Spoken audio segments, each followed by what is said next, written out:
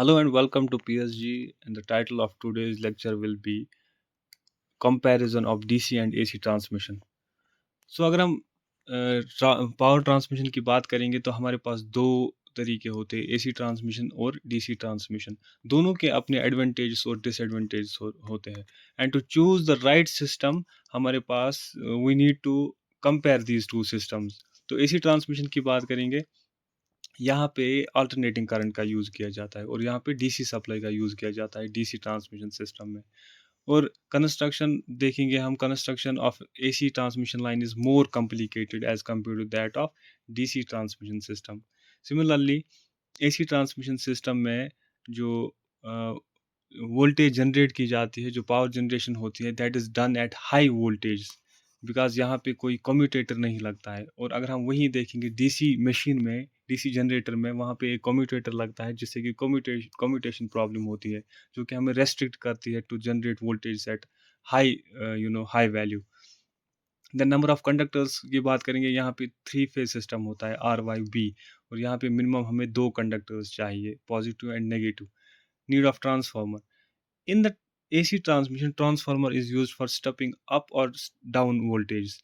तो हमें पता है जनरेटिंग स्टेशन पे वोल्टेज को स्टेप अप किया जाता है for transmission purposes, and then near to load centres, for example at receiving stations और सब स्टेशंस, वहाँ पे फर्दर इसको स्टेप डाउन किया जाता है ताकि उसको यूज़ कर सके हम। और डीसी ट्रांसमिशन में ट्रांसफार्मर यूज़ नहीं किया जाता है।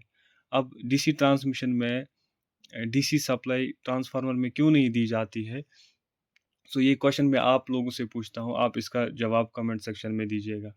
देन फर्दर हम आगे चलेंगे।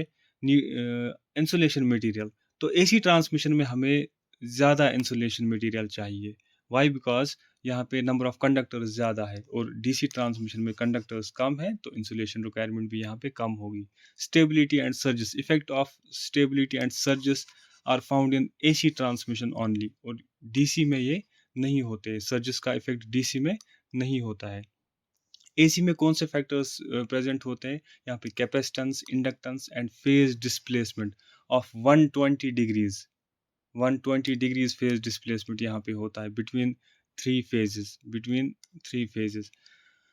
तो यहाँ पे अगर हम देखेंगे कैपेसिटेंस और इंडक्टेंस क्या होता है, इसको हम देखेंगे लाइन पैरामीटर्स, एक लेक्चर आएगा तो उसमें हम देखेंगे कैपेसिटेंस और इंडक्टेंस को इन डिटेल। तो यही चीज़ें अगर हम यहाँ देखेंगे डीसी ट्रांसमिशन सिस्टम में, यहाँ कैपेसिटेंस और इंडक्टेंस का इफेक्ट नहीं होता है और कोई फेज डिस्प्लेसमेंट भी नहीं होता है। यहाँ पे कोई फेज डिस्प्लेसमेंट नहीं होता है। Then what is the effect of capacitance? It causes a continuous power loss, और डीसी ट्रांसमिशन में there is no capacitance present, thus no power loss. Effect of inductance, inductance से क्या होता है? यहाँ पे पूर वोल्टेज रेगुलेशन हो जाती है। जब पूर वोल्टेज रेगुलेशन हो जाती है, so that is not desirable in the transmission system। और यहाँ पे वोल्टेज रेगुलेशन ठीक रहती है because there is no inductance, effect of inductance present in DC system. Then change in voltage, तो एसी ट्रांसमिशन में हम वोल्टेज को इजीली चेंज कर सकते हैं with the help of transformer, with the help of a transformer.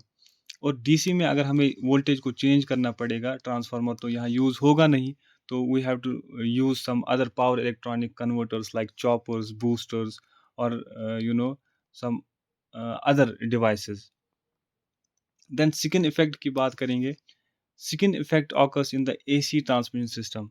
सो ये खाली AC transmission में होता है। What is second effect? It is actually the tendency of alternating high frequency currents to crowd towards the surface of the conducting material। जो current होता है वो conductor के सरफेस में ज़्यादा फ्लो करता है कंपेयर टू इनर साइड। तो उससे क्या होगा? रेजिस्टेंस बढ़ेगी क्योंकि एरिया कम होगा। करंट फ्लो के लिए जब एरिया कंडक्टर का कम यूटिलाइज होगा तो रेजिस्टेंस बढ़ेगी, that will constitute more losses. तो यही सेकंड इफेक्ट अगर हम देखेंगे डीसी ट्रांसमिशन सिस्टम में, there is no second effect in this system. Then after that यहाँ पे हमारे पास इसके बाद कोरोना इफेक्ट है। So what is corona effect? Actually it is the phenomena of ionization of surrounding air. तो उससे क्या होता है? एक लूमिनस ग्लो बनता है विद हिजिंग नॉइज। तो उस एयर को जो सराउंडिंग में एयर होता है उसको आयोनाइज करने के लिए भी कुछ एनर्जी चाहिए, and that energy is termed as a loss. तो उसको हम लॉस बोलेंगे। यहाँ पे वही corona loss AC transmission system में देखने को मिलता है, और डीसी में ये रेयरली पाया जाता है, यहाँ पे ये रेयरली होता है।